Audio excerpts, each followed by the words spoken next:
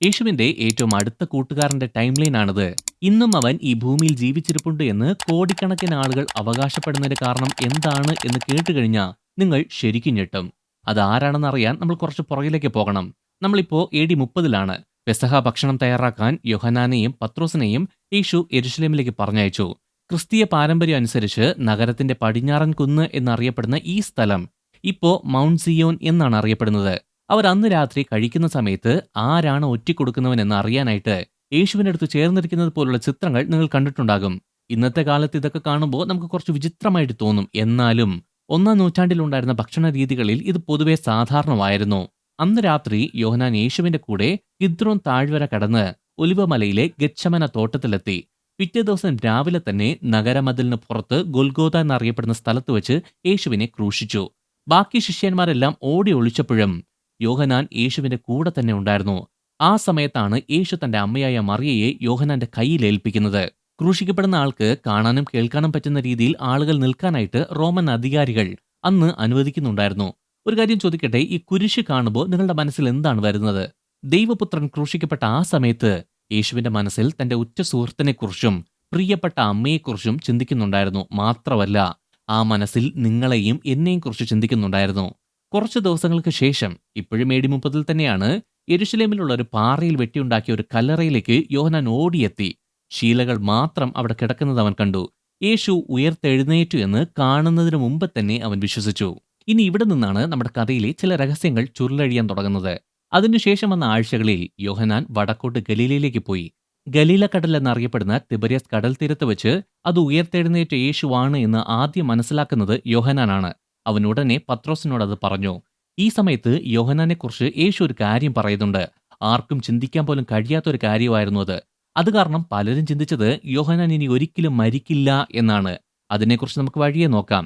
ഇപ്പോൾ AD 31 കാര്യങ്ങളെല്ലാം മാറി മറിയുന്ന വർഷമാണിത്.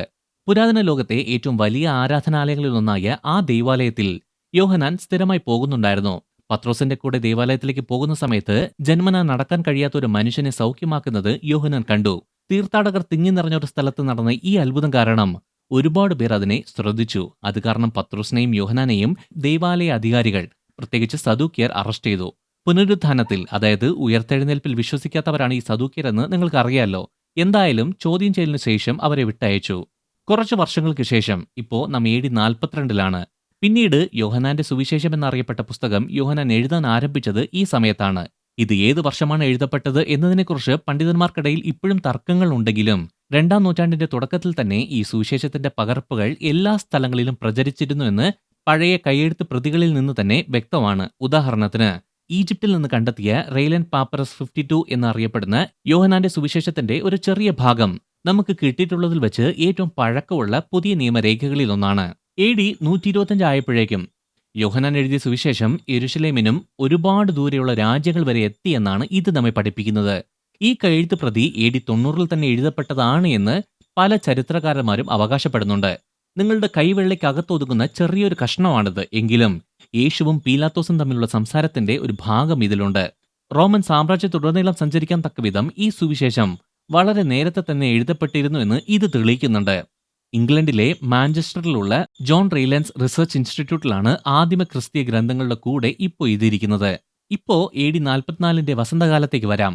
ഹേരോദ് അഗ്രിപ്പ രാജാവ് വിശ്വാസികളെ ഉപദ്രവിക്കാൻ തുടങ്ങിയതോടെ ആദ്യകാല സഭയിൽ പ്രതിസന്ധികൾ ഉണ്ടാകാൻ തുടങ്ങി. യോഹന്നാന്റെ ചേട്ടനും ആദ്യത്തെ അപ്പോസ്തലന്മാരിൽ ഒരാളുമായ യാക്കോബിനെ അവർ വാളുകൊണ്ട് കൊന്നുകളഞ്ഞു. അങ്ങനെ അപ്പോസ്തലന്മാരിൽ ആദ്യ രക്തസാക്ഷിയായി അവൻ മാറി.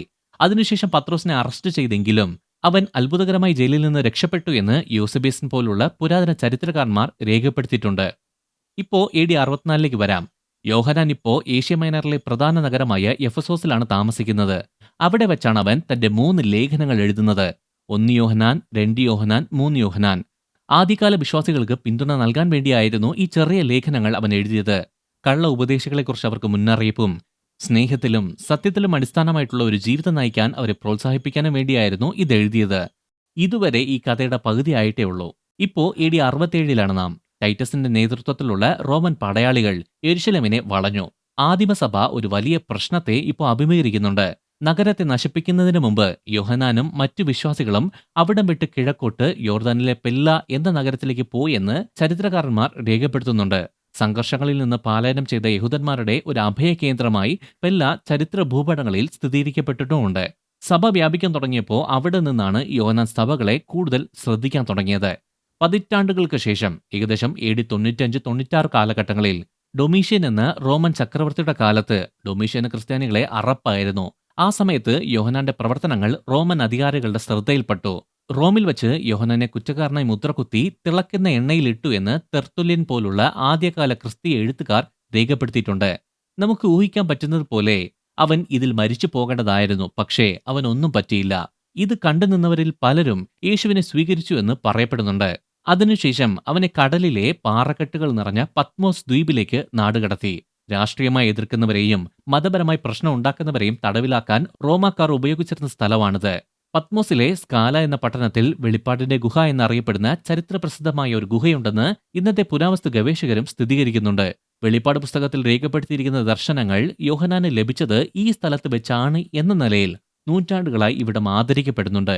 യേശുവിനെക്കുറിച്ച് ധൈര്യത്തോടെ സംസാരിച്ചതുകൊണ്ട് മാത്രമാണ് അവൻ ഈ നാടുകടത്തൽ അനുഭവിക്കേണ്ടി വന്നതെന്ന് വചനം വ്യക്തമാക്കുന്നുണ്ട്. AD 96 ഡൊമീഷ്യൻ മരിച്ചതിനു ശേഷം റോമൻ സെനറ്റ് ക്രൂരമായ പല ഉത്തരവുകളെയും റദ്ദാക്കി. അങ്ങനെ യോഹന്നാൻ പത്മോസിൽ നിന്ന് തിരിച്ച് തുർക്കിയിലുള്ള എഫസോസിലേക്ക് മടങ്ങിവന്നു. ഇവിടെയാണ് അവൻ തന്റെ അവസാന നാളുകൾ ചെലവഴിച്ചത്. ഐറേനിയസ് പോലുള്ള എഴുത്തുകാർ രേഖപ്പെടുത്തിയ പാരമ്പര്യങ്ങൾ അനുസരിച്ച് യോഹന്നാൻ എഫസോസ് സഭയിൽ ഒരു നേതാവായിരുന്നു എന്നും പുതിയ നിയമം എന്നറിയപ്പെടുന്ന ആദ്യ ക്രിസ്തീയ ഗ്രന്ഥങ്ങൾ ഒരുമിച്ച് ഒരു രൂപം കൊടുക്കാൻ സഹായിക്കുകയും ചെയ്തു എന്നാണ്. അവന് എഫസോസുമായി നല്ല ബന്ധമുണ്ടായിരുന്നു. അയോളിക് കുന്നിൽ അദ്ദേഹത്തെ അടക്കം ചെയ്തു എന്ന് വിശ്വസിക്കപ്പെടുന്ന സ്ഥലത്ത് 4-ാം നൂറ്റാണ്ടിൽ ഒരു ബസിലിക്ക പണിതു. യോഹന്നാൻ മരിച്ചത് ഏകദേശം AD 100 ആയിരിക്കാം എന്നുള്ളത് നിങ്ങൾക്ക് അറിയാമല്ലോ. എന്നാൽ ഇത് ശ്രദ്ധിക്കുക, ആരും പ്രതീക്ഷിക്കാത്ത ഒരു കാര്യത്തെക്കുറിച്ചാണ് നാം ഇനി സംസാരിക്കുന്നത്. ഈ ഭൂമിയിൽ എവിടെയോ യോഹന്നാൻ ഇപ്പോഴും ജീവിച്ചിരിപ്പുണ്ട് എന്ന് വിശ്വസിക്കുന്ന കോടിക്കണക്കിന് ആളുകളുണ്ട് എന്നുള്ള കാര്യം നിങ്ങൾക്കറിയാവോ? അങ്ങനെയാണെങ്കിൽ നമുക്ക് ആ ചോദ്യത്തിനുള്ള ഉത്തരം കണ്ടെത്താം. യോഹന്നാൻ ശരിക്കും മരിച്ചോ? നൂറ്റാണ്ടുകളായിട്ട് വായനക്കാരെ കുഴപ്പത്തിലാക്കിയ ഒരു ചോദ്യമാണിത്. യോഹന്നാന്റെ സുവിശേഷത്തിലുള്ള വളരെ നിഗൂഢമായൊരു വാക്യത്തിൽ നിന്നാണ് ഇതെല്ലാം ആരംഭിക്കുന്നത്. ഉയർത്തെഴുന്നേറ്റ ശേഷം യേശു ഗലീല തീരത്ത് വെച്ച് ശിഷ്യന്മാർക്ക് പ്രത്യക്ഷപ്പെട്ടു. ആ സമയത്ത് പത്രോസ് യോഹന്നാനെ നോക്കി യേശുവിനോട് ചോദിച്ചു, കർത്താവേ, ഇവനോ എന്ന്. അപ്പോൾ യേശു മറുപടി പറഞ്ഞു, ഞാൻ മടങ്ങി വരുന്നതുവരെയും ഇവൻ ജീവിച്ചിരിക്കണമെന്നാണ് എന്റെ ഇഷ്ടമെങ്കിൽ നിനക്ക് എന്ത് കാര്യം എന്ന്. ആ ഒരൊറ്റ വാക്ക് വലിയൊരു അഭ്യൂഹത്തിന് തിരികൊളുത്തി. എന്തുകൊണ്ടാണ് എന്ന് ചോദിച്ചാൽ ആദ്യകാല വിശ്വാസികൾ അത് അതേപടി വിശ്വസിച്ചു. യോഹന്നാൻ ഒരിക്കലും മരിക്കില്ല എന്നും യേശു മടങ്ങി വരുന്നതുവരെ അവൻ ഭൂമിയിൽ ജീവനോടെ ഉണ്ടാകുമെന്നുള്ള സംസാരങ്ങൾ പരക്കാൻ തുടങ്ങി. എന്നാൽ തൊട്ടടുത്ത വാക്യത്തിൽ തന്നെ യോഹന്നാൻ അത് അങ്ങനെയല്ല യേശു പറഞ്ഞതെന്ന് വ്യക്തമാക്കുന്നുണ്ട്. എങ്കിലും ഈ ആശയം കാട്ടുതീ പോലെ പടർന്നു. സത്യം പറയാലോ, തിളയ്ക്കുന്ന എണ്ണയിൽ നിന്നും യോഹന്നാൻ രക്ഷപ്പെട്ട ആ കഥ ശരിയാണെങ്കിൽ ഈ വാദത്തിന് കുറച്ചൊക്കെ വിശ്വാസ്യതയുണ്ട് എന്ന് വേണം പറയാൻ. പക്ഷേ നിങ്ങൾക്ക് എന്താണ് തോന്നുന്നത്? താഴെ കമന്റ് ബോക്സിൽ പറയുക. ഇതിലെ സത്യാവസ്ഥ എന്താണ് എന്നുള്ളത് നമുക്ക് നോക്കാം. എന്റെ നിഗമനം പറയുന്നതിന് മുമ്പ് അവൻ ഇപ്പോഴും ജീവിച്ചിരിപ്പുണ്ട് എന്ന് വിശ്വസിക്കാൻ പ്രേരിപ്പിക്കുന്ന ചില വാക്യങ്ങൾ ബൈബിളിലുണ്ട്. ലൂക്കോസ് 9-27 വാക്യത്തിൽ ഒരിക്കൽ യേശു പറഞ്ഞു, ഇവിടെ നിൽക്കുന്നവരിൽ ചിലർ മരണം ആസ്വദിക്കുകയില്ല നിശ്ചയം എന്ന്. അപ്പൊ നോക്കിക്കേ, ഈ വാക്കുകൾ കേട്ടുകൊണ്ട് യോഹന്നാൻ അവിടെ തന്നെ നിൽക്കുന്നുണ്ടായിരുന്നു. യേശു ഇവിടെ ഉദ്ദേശിച്ചത് മരുരൂപപ്പെടലോ പുനരുത്ഥാനമോ അല്ലെങ്കിൽ പെന്തക്കോസ്ത് ദിവസത്തെയോ ആണെന്ന് ഭൂരിഭാഗം ക്രിസ്ത്യാനികളും വിശ്വസിക്കുന്നുണ്ട് എന്നത് പ്രത്യേകം ശ്രദ്ധിക്കുക. എന്നാൽ അല്ലാത്ത വിഭാഗം ആളുകൾ ചിന്തിക്കുന്നത് ആ വ്യക്തി യോഹന്നാൻ ആയിരിക്കും എന്നാണ്. കാരണം മറ്റെല്ലാ അപ്പോസ്തലന്മാരെക്കാളും കൂടുതൽ കാലം ജീവിച്ചത് അവൻ മാത്രമാണ്. റോമക്കാരുടെ ക്രൂരമായ പീഡനത്തെ പോലും അവൻ അതിജീവിച്ചു. ഈ വാദം വിശ്വസിക്കുന്നവർ പറയുന്നത് യോഹന്നാന്റെ മരണത്തെക്കുറിച്ചുള്ള ഒരു രേഖയും ഇല്ല എന്നാണ്. അവൻ ശരിക്കും മരിച്ചുവെന്ന് തെളിയിക്കാൻ ഒരു രേഖയും എവിടെയും ഇല്ല എന്നാണ് പറയുന്നത്. അതുകൊണ്ട് തന്നെ ഈ ഊഹാഭോഗങ്ങൾ വെളിപ്പാട് 11 2 സാക്ഷികൾ എന്ന മറ്റൊരു രഹസ്യത്തിലേക്ക് വിരൽ ചൂണ്ടുന്നതിൽ അതിശയിക്കാനില്ല. സ്വാഭാവിക മരണം അനുഭവിച്ചിട്ടില്ലാത്ത ഹാനോക്കും ഏലിയാവുമാണ് എന്നാണ് പരമ്പരാഗതമായി ഈ സാക്ഷികൾ എന്ന് കണക്കാക്കുന്നത്. മാത്രമല്ല ചിലർ മോശയും ഏലിയാവുമാണ് എന്നും പറയുന്നുണ്ട്. എന്നാൽ ഈ 2 സാക്ഷികളിൽ ഒരാൾ യോഹന്നാൻ തന്നെ ആയിരിക്കുമെന്ന് ചിലർ നിർദ്ദേശിക്കുന്നുണ്ട്. കാരണം അവരെക്കുറിച്ച് വെളിപ്പാട് പുസ്തകത്തിൽ എഴുതിയത് അവൻ തന്നെയാണല്ലോ. അവർ പറയുന്ന കാരണം ഇതാണ്: മനുഷ്യർ ഒരിക്കൽ മരിക്കുകയും പിന്നെ ന്യായവിധി ഉണ്ടാകുകയും ചെയ്യുമെന്നാണ് ബൈബിൾ പറയുന്നത്. അങ്ങനെയാണെങ്കിൽ യോഹന്നാൻ മരിക്കാത്തത് കൊണ്ട് തന്നെ ആ സാക്ഷിയുടെ റോൾ പൂർത്തിയാക്കാനായിട്ട് അവൻ ആ സാക്ഷിയായി വരും എന്ന്. പിന്നെ വെളിപ്പാട് പുസ്തകം 1-9 വാക്യത്തിൽ യോഹന്നാൻ തന്നെ എഴുതുന്നു, നിങ്ങളുടെ സഹോദരനും യേശുവിന്റെ രാജ്യത്തിലും കഷ്ടതയിലും സഹിഷ്ണുതയിലും നിങ്ങളുടെ പങ്കാളിയുമായി യോഹന്നാൻ എന്ന ഞാൻ എന്ന്. നമ്മിൽ പല ക്രിസ്ത്യാനികളും ഇതിനെ ആത്മീയമായിട്ടാവും കാണുന്നത്. അതായത് നിങ്ങളുടെ ദൈനംദിന കഷ്ടപ്പാടുകളിൽ ഞാനും പങ്കുചേരുന്നു എന്നതുപോലെ. എന്നാൽ മറ്റുള്ളവർ ഇതിനെ അക്ഷരാർത്ഥത്തിലാണ് കാണുന്നത്. അവർ ചോദിക്കുന്നത് ഇതാണ്: യോഹന്നാൻ സ്വർഗത്തിലോ അല്ലെങ്കിൽ നേരത്തെ മരിച്ചോ പോയിട്ടുണ്ടെങ്കിൽ ആ 7 വർഷത്തെ മഹാകഷ്ടകാലത്ത് അവന് എങ്ങനെയാണ് വിശ്വാസികളോട് കൂടെ കഷ്ടപ്പെടാൻ കഴിയുന്നത് എന്ന് നിങ്ങളിൽ പലർക്കൊരു ചോദ്യം ഉണ്ടാകും. കോടിക്കണക്കിന് ആളുകൾ ഇത് വിശ്വസിക്കുന്നുണ്ട് എന്ന് പറഞ്ഞല്ലോ. ആരാണ് ഈ ആളുകൾ എന്നൊക്കെ അതിനെക്കുറിച്ച് പറയാം. തോമസ് അക്വിനാസ്, കൊർണലിയസ് ലപ്പീഡെ, ഫ്രാൻസിസ് ഡെ സെയിൽസ് തുടങ്ങിയ മധ്യകാലഘട്ടത്തിലെ ദൈവശാസ്ത്രജ്ഞരാണ് ഒന്നാമത്തെ കൂട്ടർ. ഹാനോക്കിനെയോ ഏലിയാവിനെ പോലെ തിന്മയോടുള്ള അവസാനത്തെ പോരാട്ടത്തിനു വേണ്ടി യോഹന്നാൻ മാറ്റിവെക്കപ്പെട്ടിരിക്കുന്നു എന്ന ആശയത്തെ വിശ്വസിക്കുന്നവരാണ് ഇവർ. ലോകാവസാനം വരെ യോഹന്നാൻ എവിടെയോ സുരക്ഷിതമായി മറയ്ക്കപ്പെട്ടിരിക്കുന്നു എന്നാണ് അവർ വിശ്വസിച്ചത്. പിന്നെ നൂറ്റാണ്ടുകൾക്ക് ശേഷം church of later day saints പോലുള്ള പ്രസ്ഥാനങ്ങൾ മരണത്തിന്മേൽ യോഹന്നാൻ അധികാരം ലഭിച്ചു എന്ന് അർത്ഥമാക്കുന്ന രീതിയിൽ യോഹന്നാൻ 21 അധ്യായത്തെ വ്യാഖ്യാനിച്ചു. അതായത് അവൻ ഇന്നും ജീവിച്ചിരിപ്പുണ്ട് എന്ന്. ഇതിനകത്തുള്ള സത്യാവസ്ഥ എന്താണെന്ന് പറഞ്ഞാൽ ഇതൊന്നും, അതായത് ഇതിലൊന്നുപോലും തെളിയിക്കാൻ പറ്റാത്ത കാര്യങ്ങളാണ്. ഇതിനകത്തുള്ള യഥാർത്ഥ വസ്തുത ഇതാണ്: ബൈബിൾ ഒരിക്കലും യോഹന്നാൻ അമർത്യത, അതായത് മരണമില്ലായ്മ വാഗ്ദാനം ചെയ്യുന്നില്ല. സത്യത്തിൽ ഈ അഭ്യൂഹത്തിന് കാരണമായ വാക്യത്തിന് തൊട്ടടുത്ത വരിയിൽ തന്നെ യോഹന്നാൻ തിരുത്തുന്നുണ്ട് എന്നും നാം നേരത്തെ കണ്ടു. രണ്ടാമത്തേത്, യോഹന്നാൻ 1-ാം നൂറ്റാണ്ടിനു ശേഷം ജീവിച്ചിരുന്നതായിട്ട് ഒരു പുരാതന ദൃക്സാക്ഷികളും അവകാശപ്പെടുന്നില്ല. നേരെ മറിച്ച് ആദ്യകാല സഭാ ചരിത്രകാരന്മാരെല്ലാം ഒരേ സ്വരത്തിൽ പറയുന്നത് മറ്റൊന്നാണ്. ഐറേനിയസ്, യൂസേബിയസ്, എഫെസോസിലെ പോളിക്രേറ്റ്സ് തുടങ്ങിയ എഴുത്തുകാർ പറയുന്നത് യോഹന്നാൻ വാർദ്ധക്യം വരെ ജീവിച്ചിരുന്നു എന്നും AD 98-നും AD 117-നും ഇടയിൽ ട്രാജൻ ചക്രവർത്തിയുടെ ഭരണകാലത്ത് എഫെസോസിൽ വെച്ച് അവൻ സമാധാനപരമായി മരിച്ചു എന്നുമാണ്. അവൻ ഉറങ്ങുന്നു എന്ന വാക്കാണ് അവർ ഉപയോഗിക്കുന്നത്. പുരാതന കാലത്ത് ബൈബിളിലും മരിച്ചു എന്ന് പറയാൻ ഉപയോഗിക്കുന്ന വാക്കാണത്. എഫെസോസിലെ 4-ാം നൂറ്റാണ്ടിലെ ബസലിക്ക വഴി പുരാവസ്തു ഗവേഷണവും യോഹന്നാന്റെ മരണത്തെ ശരിവയ്ക്കുന്നുണ്ട് എന്ന് നാം കണ്ടു. യോഹന്നാന്റെ കല്ലറ സ്ഥിതി ചെയ്യുന്ന സ്ഥലമാണ് ഇതെന്നാണ് ആദ്യകാല ക്രിസ്ത്യാനികൾ വിശ്വസിച്ചിരുന്നത്. ഒരു കാര്യം പറയാം, തിളയ്ക്കുന്ന എണ്ണയിൽ നിന്നും യോഹന്നാൻ രക്ഷപ്പെട്ടു എന്ന് പറഞ്ഞാൽ അവന് നിത്യജീവൻ ലഭിച്ചു എന്നല്ല അർത്ഥമാക്കുന്നത്. ആ തിളയ്ക്കുന്ന എണ്ണയുടെ സംഭവകഥ ദൈവത്തിന്റെ സംരക്ഷണത്തെയാണ് തെളിയിക്കുന്നത്, അല്ലാതെ മരണമില്ലായ്മയല്ല. ഇനി യോഹന്നാൻ ഇപ്പോഴും ജീവിച്ചിരിപ്പുണ്ടോ എന്ന് ചോദിച്ചാൽ സത്യം പറഞ്ഞാൽ ഊവ് എന്നും പറയാം, ഇല്ല എന്നും പറയാം. വ്യക്തിപരമായി പറഞ്ഞു കഴിഞ്ഞാൽ അവൻ ഇപ്പോഴും ഭൂമിയിൽ എവിടെയെങ്കിലും കറങ്ങി നടക്കുന്നുണ്ട് എന്ന കാര്യത്തിൽ എനിക്ക് വലിയ സംശയമുണ്ട്.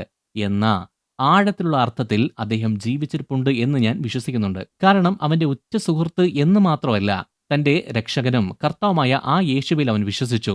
അവൻ യേശുവിൽ വിശ്വസിച്ചതുകൊണ്ട് അവനെപ്പോലെ തന്നെ യേശുവിൽ വിശ്വസിക്കുന്ന ഏതൊരു വ്യക്തിയും യോഹന്നാനെ പോലെ എന്നേക്കും ജീവിക്കും. അവർക്ക് മരണത്തിനപ്പുറവും യഥാർത്ഥമായൊരു പ്രത്യാശയുണ്ടാകും. ഇതിനെക്കുറിച്ചുള്ള നിങ്ങളുടെ അഭിപ്രായം എന്താണ്? താഴെ കമന്റ് ബോക്സിൽ അറിയിക്കുക. ഈ വീഡിയോ ഇഷ്ടമായ ലൈക്ക് ചെയ്യുക, ഈ ചാനൽ സബ്സ്ക്രൈബ് ചെയ്യുക. നിങ്ങൾ ദൈവത്താൽ അനുഗ്രഹിക്കപ്പെട്ടവർ.